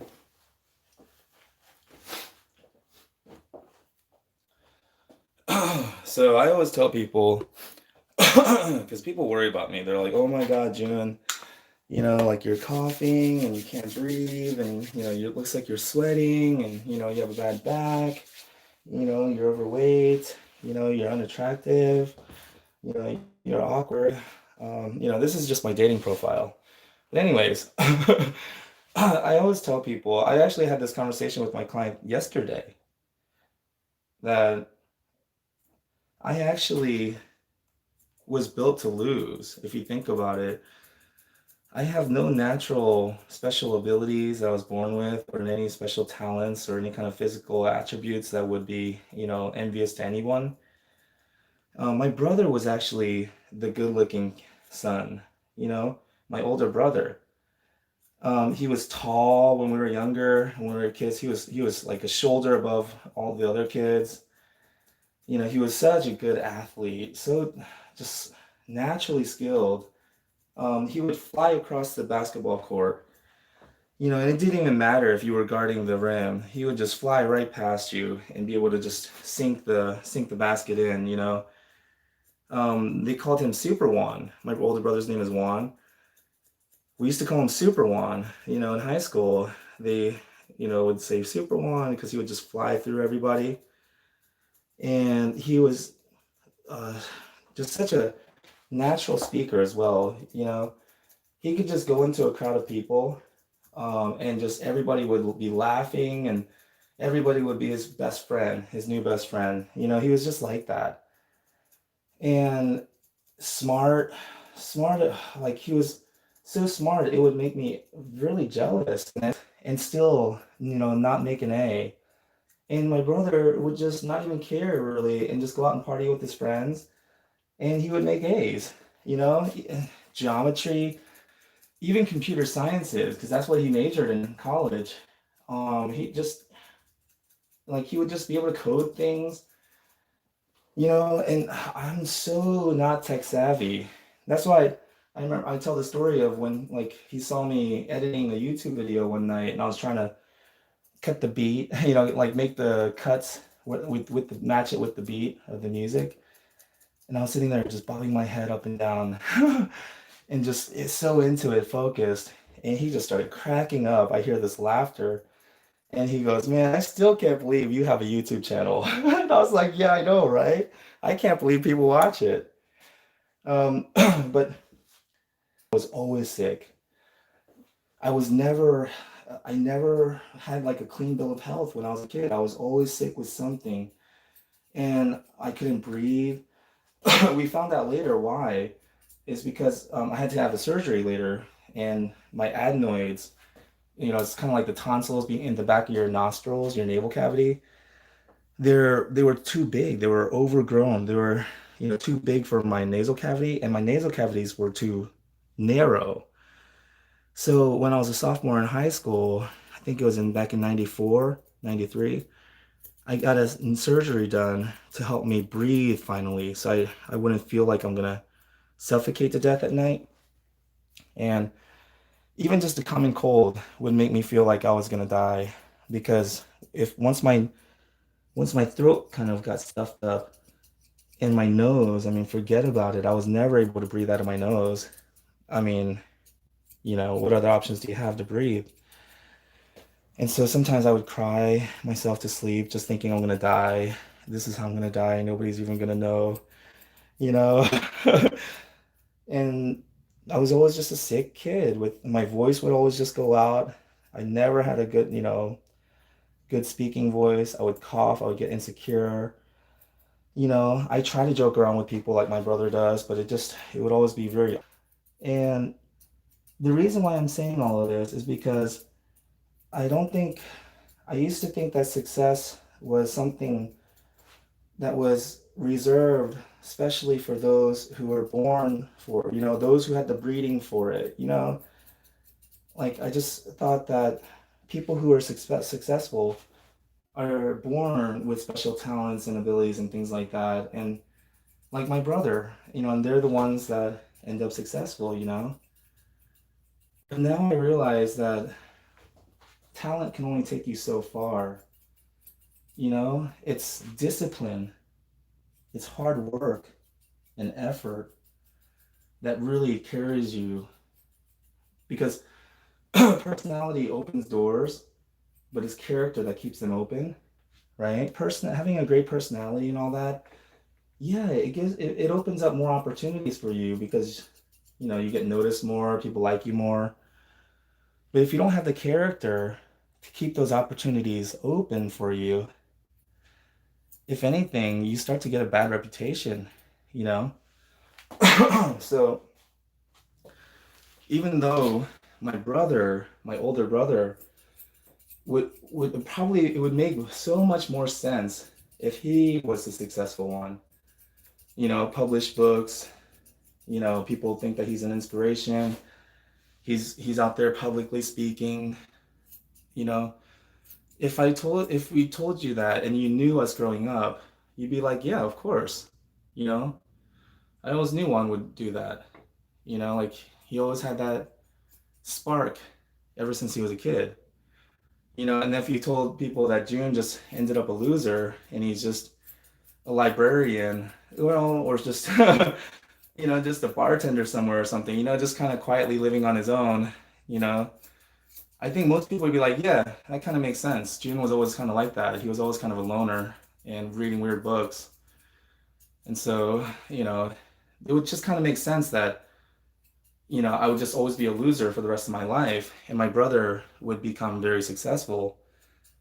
I think a lot of people expected that, my mother included, you know, but it just goes to show that even if you're born the runt, like me, even if you're the runt of the family, you're the black sheep, you know, you're kind of the kid like me that everybody just kind of pities and feels sorry for. Even if you're like that, if you find something that you really love and care about enough, you will work hard at it because nobody had to tell me to sing about the different breeds and the different styles of grooming. Nobody had to tell me to do that. I wanted to because I finally found something that I really cared to be good at. I cared enough about dog grooming that I didn't mind sucking at it for a while. I was willing to suck at it and keep trying until I got good at it because I loved it so much and I found something that really reflected me as a person, you know? And now, my brother, fast forward to, you know, 4 decades later, I'm 39, he's 42, and here I am taking care of him. You know, I race home to try to make sure he's eating. You know, whenever I have a chance to cook, I try to cook healthy meals for him, you know, for us to eat. You know, like I almost gave him my kidney when he was looking for a kidney donor. You know, like he pretty much has, you know, he has to rely on others now to help take care of him. You know, he was not the success that everybody thought that he would become. And not, I'm not trying to talk bad about him. I'm just saying, you know, that what a waste though, right? Because he really could have been something really special. But he acknowledges it to, you know, himself. He tells me all the time, man, I'm just so freaking lazy. He's like, man, I'm the laziest person, you know, and I tell him, honestly, I'm lazy too. You know, I was like, everyone is, you know, but we just gotta do it, you know? But yeah, it's like, now I realize that natural talent, skill, and ability, you know, being attractive, physically attractive, having that charisma, you know, where you just walk into a room, you're full of strangers, and 15 minutes later, everyone's surrounding you, everyone loves you, you know. Even if you don't have those qualities, like me, I don't. I make things very awkward, um, especially in person. You think I'm awkward on camera. But anyways, you can be the misfit. You can be the outcast like me and still make a life, create a life for yourself that you define as success. You don't need anyone else to agree with you. My mom doesn't need to think that this is a success for me. But to be able to do this work, oh my goodness, and make her look as adorable as she does. Look at her. Oh my goodness. Yeah. To be able to do this, share my joy with the rest of the world through my YouTube channel, through my books, through my blogs and my podcast, and have people tell me that I'm an inspiration and they consider me. Sorry.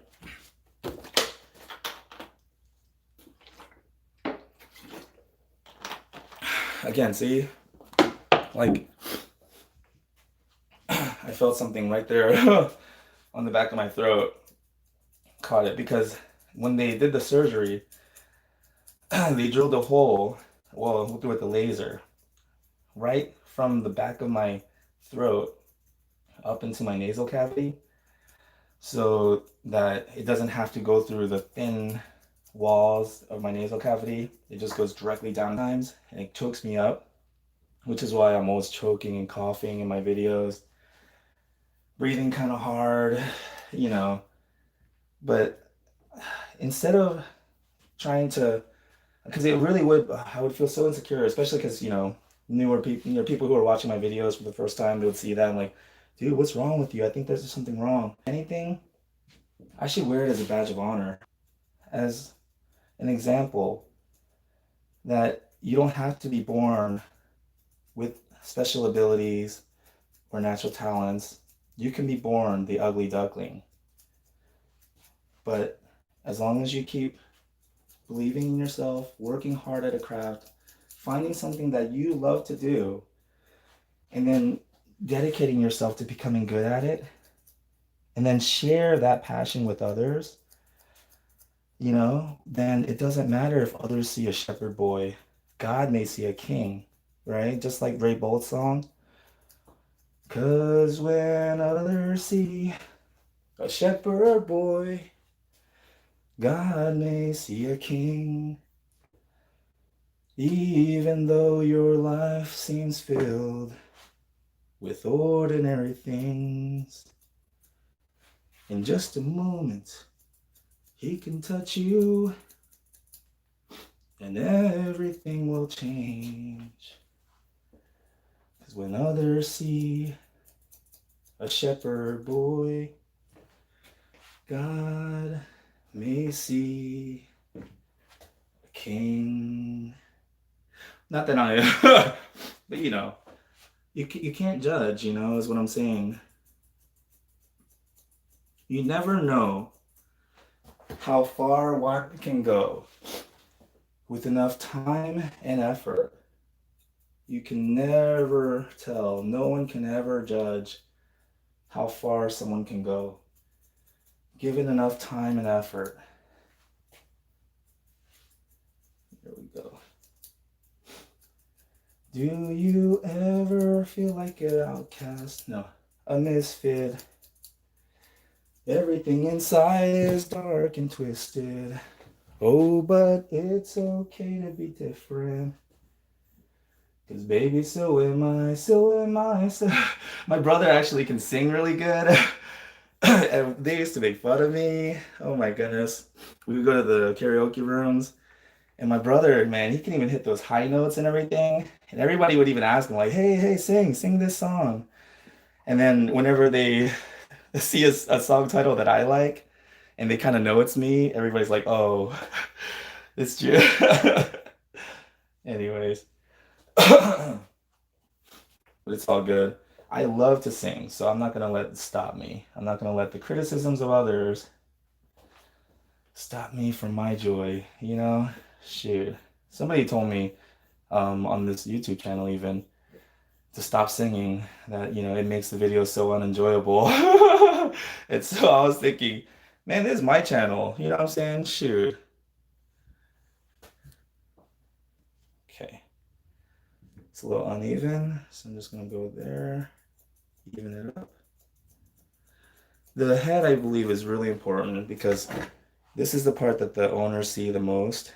So you want to make sure the head is really nice and even.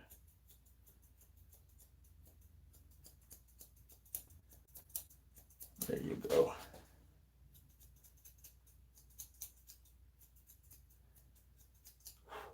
But yeah, I mean, if my story can inspire anybody, especially if you're the weirdo and you're the kid that other kids don't really like to hang out with, and you're the one who, doesn't get invited to parties for good reason. You know what I'm saying? They probably hung out a couple of times and they kind of all agreed, like, hey, you're gonna invite June? Like, oh man, it made it so weird last time. Like, yeah, let's not invite him.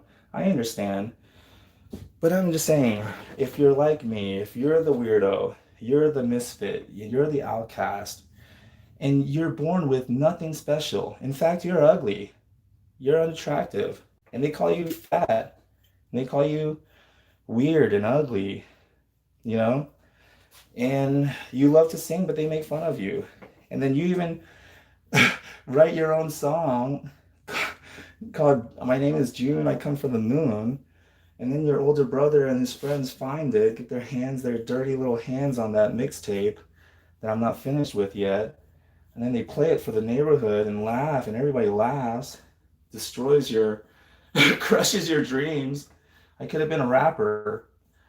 But, anyways, you know, if you're like me, then I'm only sharing all this to let you know, don't lose heart, don't lose faith, believe in yourself. You know, it doesn't matter how weird you are, embrace it. In fact, lean into it and really develop it, you know? And then that'll make you kind of unique and stand out. People will watch you for your weirdness, you know? Later on, the very thing that causes people to avoid you, that's exactly what's going to attract people to your channel. You know what I'm saying? They watch you because you're weird, you know? You don't have to hide it anymore. Right, buddy? Oh my goodness. So she is all done. Look at that. Oh my goodness. Look at you, girl. Oh, so hard. Being so pretty. Look at that. Oh, yeah, you're all done. Okay. Oh, wow, we got some comments that I just ignored. Buffy says, I'm a weirdo, and it made mentoring teens a true gift. Nice, Buffy. I knew you and I vibed. You're a weirdo just like me. Anyways, you are like fine wine, get better with age. Oh, Karen, thank you so much. I want my viewer this cute. Isn't she so cute? Look at her. So adorable. Okay, so I'm gonna go ahead and finish her up. Okay, you know what? I'm not even gonna do an Instagram. Let me get to the questions here because you all have been so generous with your time and you actually put in the effort to put in a comment. It would be so inconsiderate of me to just not get to it. The other day when I just turned off the stream, it's because a comment in Finn's mom wanted to talk, and so I wasn't able to get all to all comments on the last one. I felt really bad about that. So let me, oh my goodness.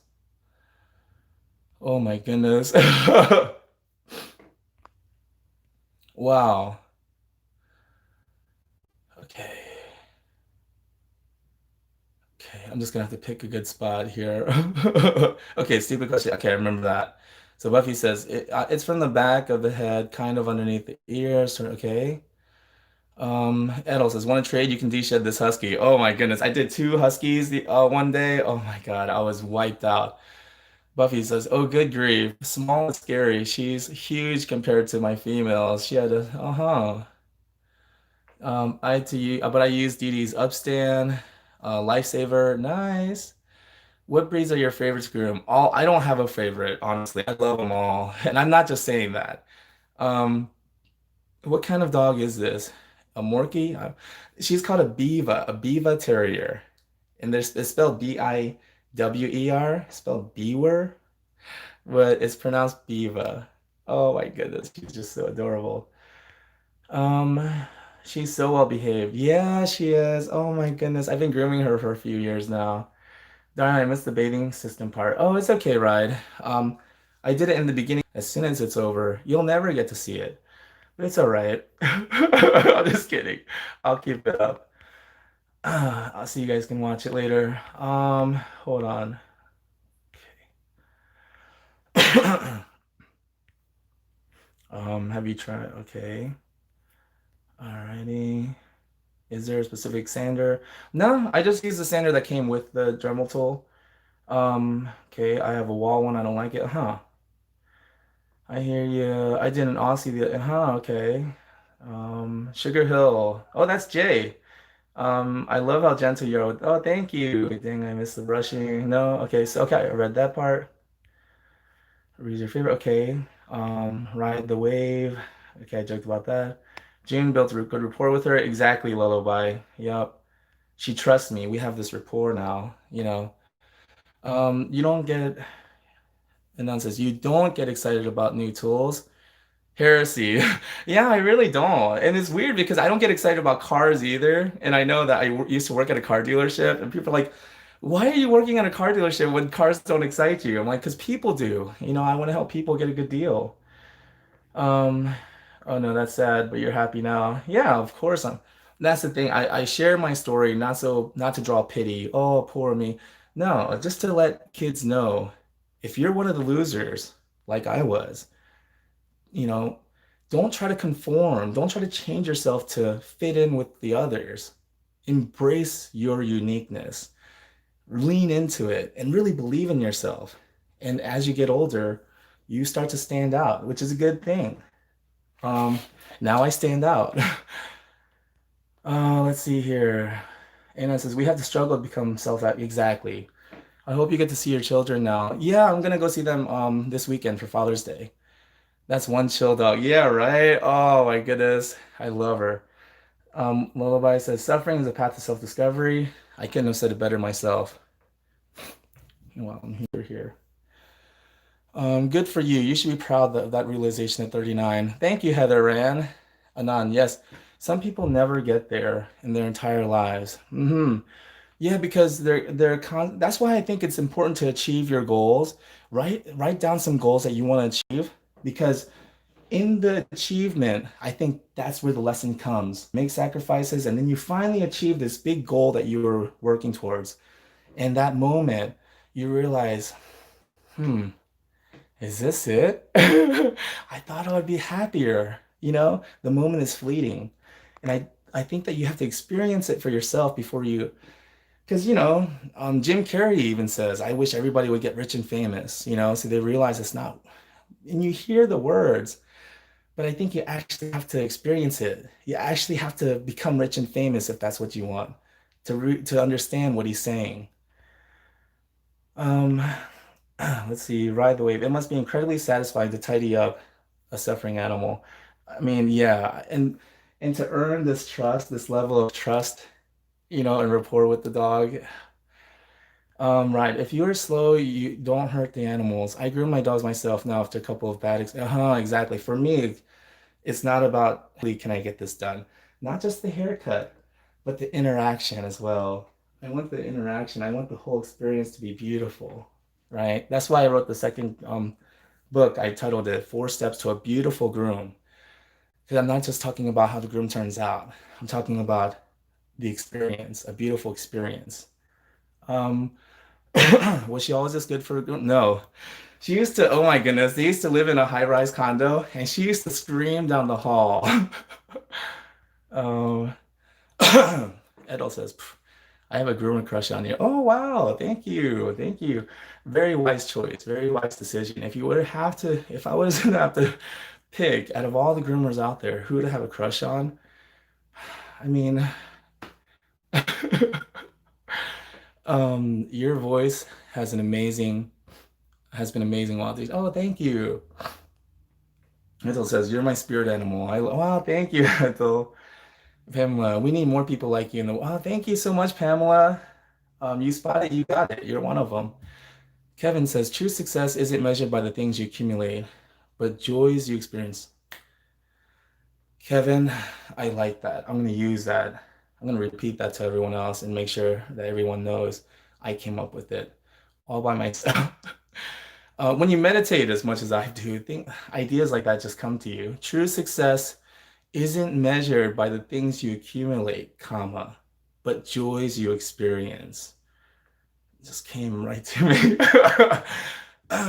Buffy says, "No way, keep singing." Oh, thank you. Helen says, "I can listen to you all day singing." Oh, thank you, Helen. That's because you're drunk. No, just kidding. Our favorite groomer, this is Patty. She says, "If someone says to stop, then just do it more." Exactly, it's my channel. Buffy, I'm a weirdo, and I made it. I remember reading that. Okay. You were like, I remember reading that. I want to be here. This cute. You're so awesome. Okay. I'm sorry. CEOs. I didn't even just brush that off. Okay, whatever. Um, Pamela, you're not a weirdo. They are. I don't know, because there's a lot more of them and only one of me. I'm probably the weirdo. Oh my gosh, way too cute. Do you dog nap? Would love that dog. Oh no, I don't dog nap. Um, Not on camera at least. That's too late. Buffy says, you have to go back to 12:46. Oh, nice, Buffy. Thank you. Someone's on track. Pamela, wish you lived in Phoenix. My Maggie is very skittish, but I know she'd love you. Oh, thank you. Buffy, I can't even say my own breed's name. I took notes. Yeah, it's called Biva Terriers.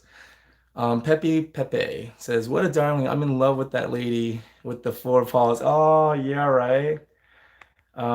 You're a good guy, June. Keep encouraging all of us. Thank you so much, Pepe. Pepe. Edo, where can I get your books? Oh, if you go to my website, I actually wrote an article called "Download Both My Books for Free." Just go to junethegroomer.com.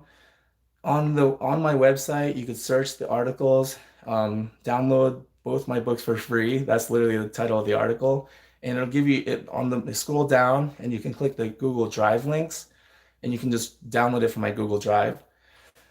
Or you can go to Amazon and order the paperback if you want. The ebook you can still download for free if you're an Amazon Prime member. So just trying to make it available as easy as possible. Um, Helen, haha, no, I'm not drunk. Well, it sounds better when you're drunk. So, just a little tip next time when you listen to me singing, a little scotch in you. Anyways, so she is all done. Thank you guys. I'm gonna take her back upstairs. See you in the next one. Oh my goodness, look at that stomach. I'm trimming down my stomach. You see that? Ooh, it's getting sexy. Anyways, I don't know why. Why did I end it like that? Man.